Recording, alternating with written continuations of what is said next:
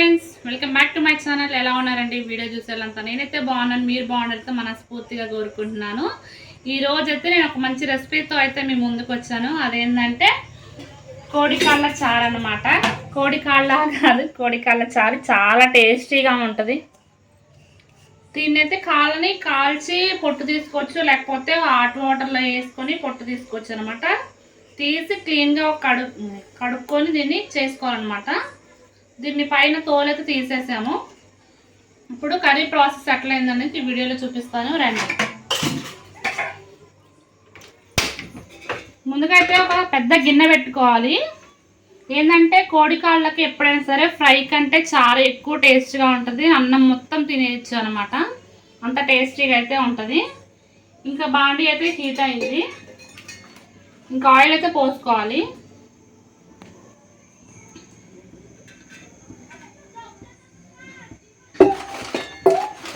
కొంచెం ఆయిల్ అయితే సరిపోతుంది, ఎందుకంటే కోడికాళ్ళకి ఆల్రెడీ స్కిన్ ఉంటుంది కదా, దానివల్ల ఆయిల్ అయితే ఎక్కువ పట్టదు. కొంచెం ఆయిల్ అయితే సరిపోతుంది. ఆయిల్ అయితే బాగా హీట్ అవనివ్వాలి.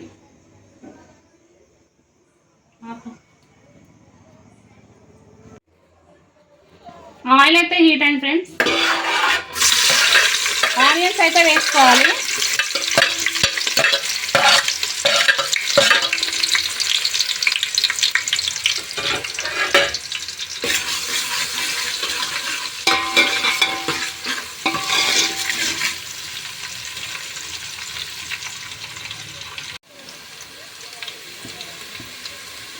ఆనియన్స్ అయితే ఫ్రై అయ్యాయి ఫ్రెండ్స్.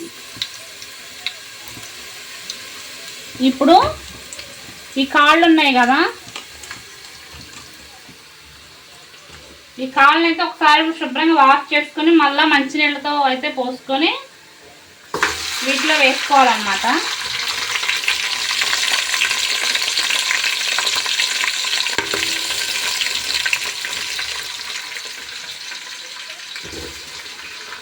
దీని కాస్ట్ కూడా ఎక్కువ రేట్ ఉండదు ఫ్రెండ్స్. ఒక 20 రూపీస్కి అయితే చాలా పెడతారు, కానీ టేస్ట్ మాత్రం చాలా బాగుంటుంది. జలుబు చేసిన టైంలో కానీ తినండి, వేడి ఇట్లా చారు చేసుకొని జలుబు మొత్తం తగ్గిపోతుంది.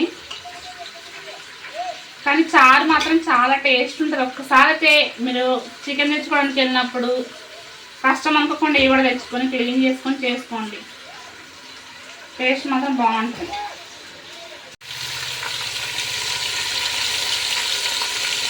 తగినంత ఉప్పు అయితే వేసుకోవాలి ఫ్రెండ్స్.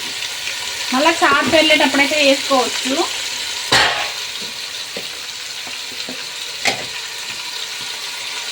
కొంచెం పసుపు వేసుకోవాలి.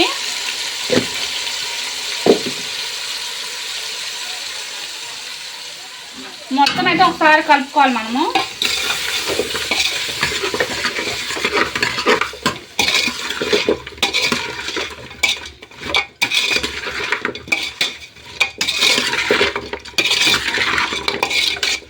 మొత్తాన్ని అయితే కలుపుకొని హై ఫ్లేమ్లో పెట్టుకొని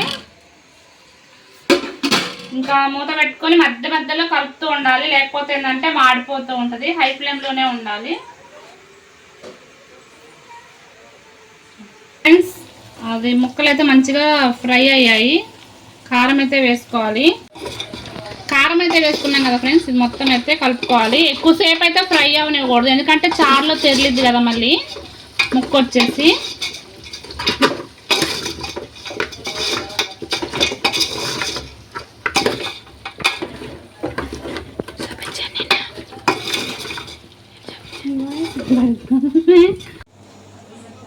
ఫ్రెండ్స్, ఇవైతే కారం మంచిగా పట్టింది. ఇంకా అల్లం వెల్లుల్లి పేస్ట్ అనమాట, ఓన్లీ అల్లం వెల్లుల్లి పేస్టే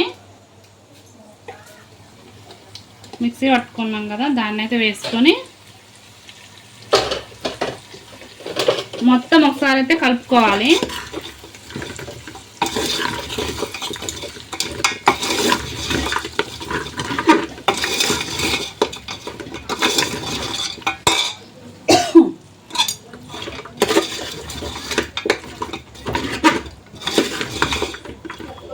ఒకసారి అయితే మూత పెట్టుకొని ఒక 2 మినిట్స్ అయితే మగ్గించుకుందాము మీడియం ఫ్లేమ్లోనే. ఫ్రెండ్స్, ఉడికినాయా లేదో చూద్దాము. మనకైతే మంచిగా కుక్ అయినాయి. తర్వాత ఒక నిమ్మకాయ సైజ్ అంతా చింతపండు తీసుకొని వాటర్ తీసుకున్నాను అనమాట. వీడియో తీసే టైంకి ఎవరు లేక మళ్ళీ చూపిస్తున్నాను. మళ్ళీ దీంట్లో వడకట్టింది అనుకో మాకండి. ఇంకా ఈ చారులోకి అయితే పోసుకోవాలి చారు వాటరు. మనం ఎన్ని వాటర్ అయితే మనకు ముక్కలు మునిగిపోయి మంచి గ్రేవీ వచ్చే వరకు అయితే వాటర్ పోసుకోవాలి. మీ పులుపు తగ్గట్టు పోసుకోండి, లేకపోతే ఏంటంటే మళ్ళీ పలుచగా ఉన్నా బాగోదు, మరి పుల్లగా ఉన్నా బాగోదు. టేస్ట్ చూసుకొని ఒకసారి చెక్ చేసుకొని మధ్య మధ్యలో వేసుకోండి ఒకసారి ఉప్పు అయితే. ఇంకా నేనైతే వాటర్ పడతాయి, నాకు కొన్ని వాటర్ అయితే పోస్తాను. ఓకే ఫ్రెండ్స్, నాకైతే వాటర్ ఇంత పట్టినాయి అన్నమాట. వీటిని మంచిగా అయితే బాయిల్ అవనివ్వాలి. చారు తెరులుతుందేమో చూద్దాం ఫ్రెండ్స్. వావ్, మంచిగా తెరులుతుంది. ఇప్పుడు కారము, సాల్ట్, పులుపు ఏమన్నా ఉందేమో ఇప్పుడే అడ్జస్ట్ చేసుకొని చూడండి.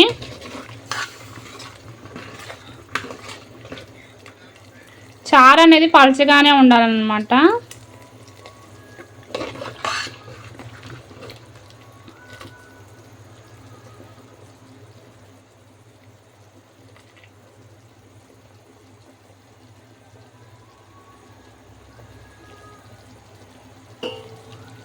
ఫ్రెండ్స్, నా చారులో కొంచెం పులుపుగా అనిపించింది, అయితే కొంచెం ధనియాల పిండి వేసుకుంటే సరిపోతుందిలేండి ఫ్రెండ్స్. మరి ఎక్కువ ఏం కాలేదు. చిన్న బెల్లం ముక్క వేసుకోండి, టేస్ట్ బాగుంటుంది. ఇంకోండి ఫ్రెండ్స్, ఇంత చిన్న బెల్లం ముక్క అయితే వేసుకోండి, ఎందుకంటే పులుపు ఎక్కువైంది కొంచెం నాకు. ఎందుకంటే మళ్ళీ గ్యాస్ట్రిక్ ప్రాబ్లం వస్తుందేమని ముందుగానే భయపడుకుంటూ వేశాను. తర్వాత చికెన్ మసాలా ఉంది కదా, అది కూడా వేయండి, పులుపు అనేది ఇరిగిపోతుంది.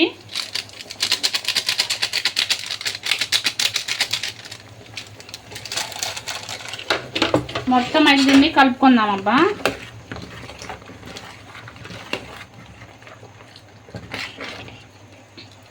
కలిపి మీడియం ఫ్లేమ్లో పెడదాము. కొంచెం కొత్తిమీర, పుదీనా అయితే కట్ చేసుకొని కొంచెం అయితే వేసుకుందాం. వేసిన తర్వాత మళ్ళీ టేస్ట్ ఒకసారి చూసుకున్నాను, కరెక్ట్గా అయితే సరిపోయింది.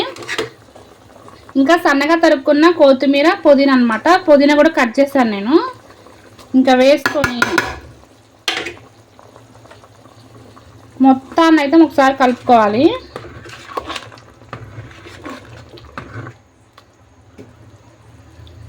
ఇంకా ఓన్లీ 1 మినిట్ అయితే మూత పెట్టుంచి ఇంకా గ్యాస్ అయితే ఆఫ్ చేసుకోవడమేనబ్బా. ఓకే ఫ్రెండ్స్, కర్రీ అయితే ఇంకా అయిపోయింది. ఒకసారి రండి చూపిస్తాను.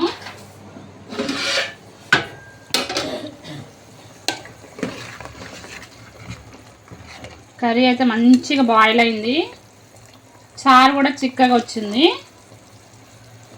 ఇంకా మనమైతే గ్యాస్ స్టవ్ అయితే ఆఫ్ చేసుకోవడమే.